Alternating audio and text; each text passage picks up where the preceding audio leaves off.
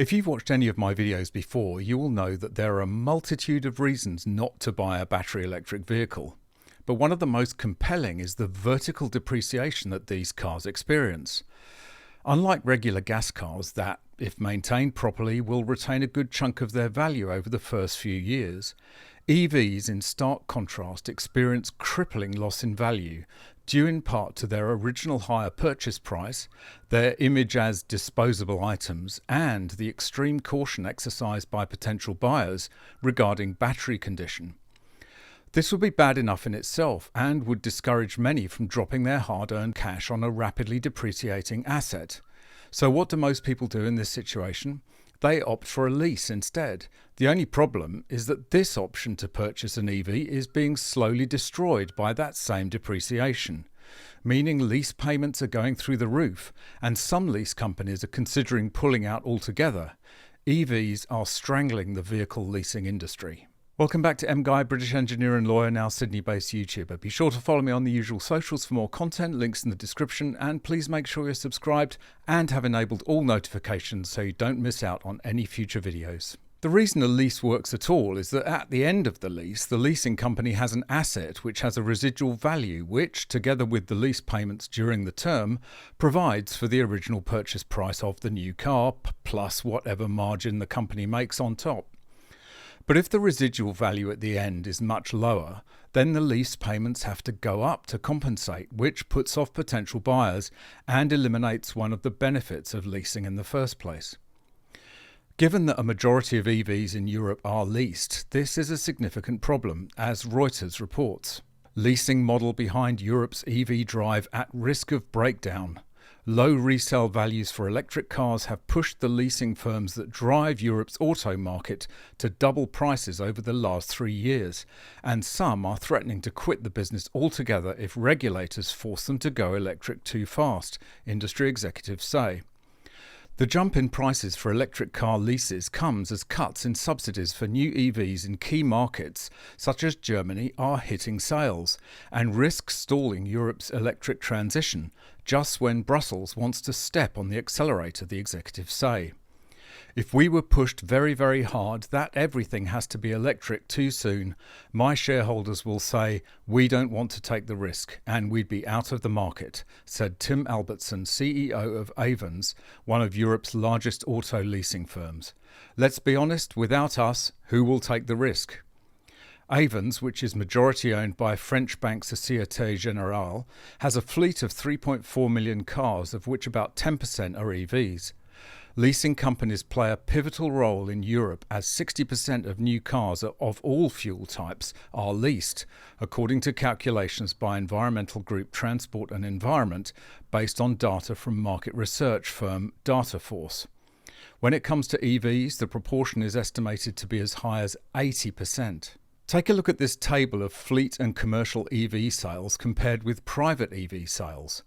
The European average at the start of 2024 is over 60%, and in the UK it's 80%. And the trend on virtually all of those numbers is towards fewer private buyers and more fleet and commercial buyers, most of which would be on leases. So not only are a majority of EVs being sold on leases, but the leasing companies are struggling because the depreciation of those cars is so rapid, as I explained at the start. The price of a lease is designed to account for the depreciation of a vehicle over the typical 3-year lease period, based on estimated resale prices or residual values. But if second-hand prices end up being lower than anticipated when the lease ends, leasing firms take a financial hit when they get the vehicle back. For various reasons, from Tesla's price cuts to concerns about charging infrastructure and battery life to the influx of more affordable Chinese EVs, second-hand electric car prices have been sliding in Europe since hitting a peak in October 2022. According to figures provided to Reuters by data firm AutoVista, resale values for EVs in Germany in early July were 24% below pre-pandemic levels and 30% lower in Britain. That's in stark contrast to second-hand petrol models, which remained about 15% more expensive in both markets. And as you can see from this chart, petrol cars are actually in positive territory compared to EVs, which are down over 25% in both Britain and Germany. I can foresee this trend continuing as more EVs are forced on an unwilling public and demand for legacy internal combustion engine cars starts to climb. And the result of all this is that lease payments for the buyer have to increase, putting an even greater disparity between EVs and ICE cars. In Germany, Europe's biggest auto market, data provided to Reuters by German think tank Car Center Automotive Research show that EV leases have jumped in the last 3 years.